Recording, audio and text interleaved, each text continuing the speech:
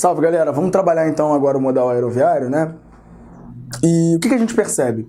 Diferentemente no modal hidroviário, que tem custos gerais mais baixos, o modal aeroviário apresenta, no geral, custos mais altos, né? Até pela própria necessidade de segurança, investimento em segurança, né? Apresenta maior segurança, mas isso também encarece o custo desse meio de transporte, quanto em relação à infraestrutura necessária à utilização desse meio de transporte. Então a gente pode entender que vai ser o meio que apresenta aí custo mais alto, então é aquele que, dentre os 4 vistos até aqui, aquele que apresenta o menor custo-benefício. O que a gente observa, galera?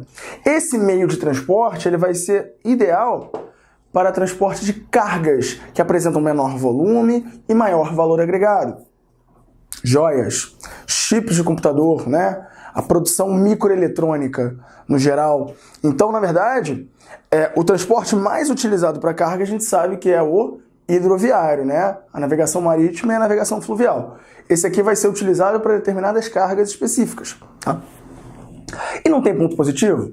Claro que tem. Quando a gente pensa no transporte de pessoas, a gente observa que esse meio de transporte ele vai dar a maior comodidade, o que também é relativo, né? A gente vai discutir um pouquinho sobre isso, mas principalmente a maior segurança.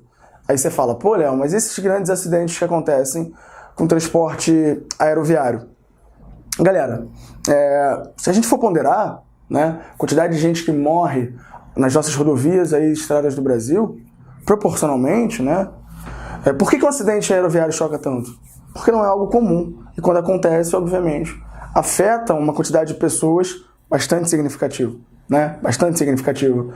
Mas, no geral, é mais comum os acidentes acontecerem no modal rodoviário, por exemplo, que é o nosso principal modal aqui no Brasil, o que faz a conexão, né, das regiões brasileiras, do que no transporte aeroviário. Então esse meio de transporte ele é considerado sim um meio de transporte com grande segurança, né? A mão de obra que manuseia esse meio de transporte é extremamente qualificada, tanto no que se refere ao piloto quanto ao controlador de voo. Tá? Então no geral a gente tem maior uso da segurança, o que vai encarecer esse meio de transporte. Tudo bem? E aí, galera, cabe uma ponderação, né? A terceira revolução industrial, que acontece também no campo das aerovias, né, das vias informacionais, das telecomunicações e das aerovias, do transporte aeroviário, possibilitam nos dias de hoje, ou possibilitaram, melhor dizendo, nos dias de hoje, uma maior popularização desse meio de transporte. De fato, não é um meio acessível a todos, mas em comparação aos preços em décadas passadas, quando a gente faz essa ponderação com a utilização desse meio de transporte hoje, a gente percebe que cada vez mais brasileiros utilizam esse meio para viagens de longa distância, né? Inclusive, às vezes, nem compensa mais você viajar por um modal rodoviário, por exemplo, né? Sair de uma rodovia de ônibus em direção a uma outra região, uma outra cidade de grande distância aqui no Brasil, vale mais a pena utilizar esse modal aeroviário. A gente pode até discutir o contexto atual, o contexto de instabilidade política e econômica, que desfavorecem a utilização desse meio, né? Um custo maior, então o cara acaba ponderando se vale ou não a pena viajar por esse meio, acaba prezando pelo custo menor, talvez, de um rodoviário. Mas, no geral, de fato, quando nós comparamos a décadas passadas, ou a década passada, a gente não precisa nem tão longe, a gente percebe que esse meio de transporte hoje, ele convive com uma realidade que é uma realidade de maior utilização, tudo bem? Então, na verdade, a gente tem aí uma popularização, né? A gente pode usar esse termo, né? Sendo bem generalizante aí, uma popularização do meio de transporte aeroviário no que se refere ao deslocamento de pessoas, né? Até aí, ok? Dando sequência, galera, vamos fechar nossa aula com transportes urbanos. E aí o que a gente percebe como necessidade nas grandes cidades? É fato que meio de transporte reflete a qualidade de vida do cidadão, tá? E antes da gente começar a desenvolver aqui o tema, é importante que você entenda que isso vai ser ideal para a geografia, mas além da geografia, isso é ideal para uma possível redação, né? Desculpa, gente. É o ideal para uma possível redação, né?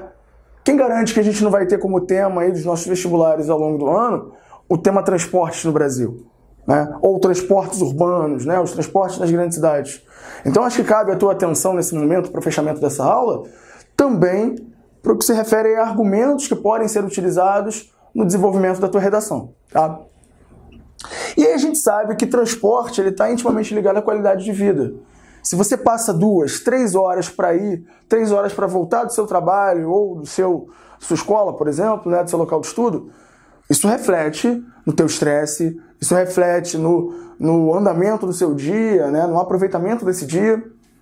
Então, óbvio, ninguém quer ficar muito tempo no transporte, todo mundo odeia congestionamento, então a gente sabe que isso vai refletir claramente na sua qualidade de vida. Tá? E quando a gente pensa em transporte nas grandes cidades, quando a gente pensa no ideal para a resolução disso aqui, a gente pensa automaticamente em investimentos em transporte de massa. Né? E cabe outra reflexão.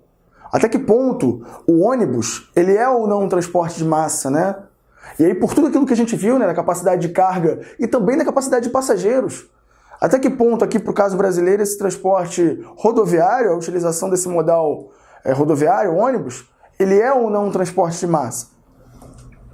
E mais do que isso, galera, até que ponto o governo ele precisa, e de fato precisa, né, investir em transporte de massa para que você largue o seu carro particular e possa utilizar o modal rodoviário? Você fala, Léo, não abro mão do meu carro particular. Né? Não abro mão. Por quê? Porque pegando o ônibus eu vou todo dia ficar ali feito um palito de fósforo dentro da caixa, né? Preso ali dentro daquele modal, porque é quente, porque na minha cidade, né, existe uma lei que determina, por exemplo, que os modais eles têm que ter ar-condicionado, mas essa lei não é cumprida ainda, ou porque eu levo muito mais tempo. Você parou para pensar quando você sai de casa e já fez esse exercício de olhar para o trânsito, quando você está preso ao trânsito, e ver a quantidade de carros particulares com uma pessoa apenas, né, o motorista ali, dentro desse trânsito? Já fez essa reflexão?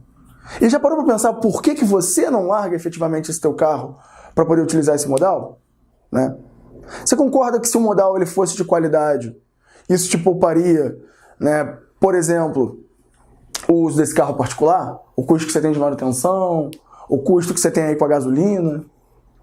Não é verdade? Então, se você não utiliza o modal, se você não é um desses milhões de brasileiros que utilizam o modal público durante os dias, né, durante a semana, é porque existem fatores que determinam a utilização desse teu carro particular. Alguma coisa que você tem nesse particular que você não tem no modal público.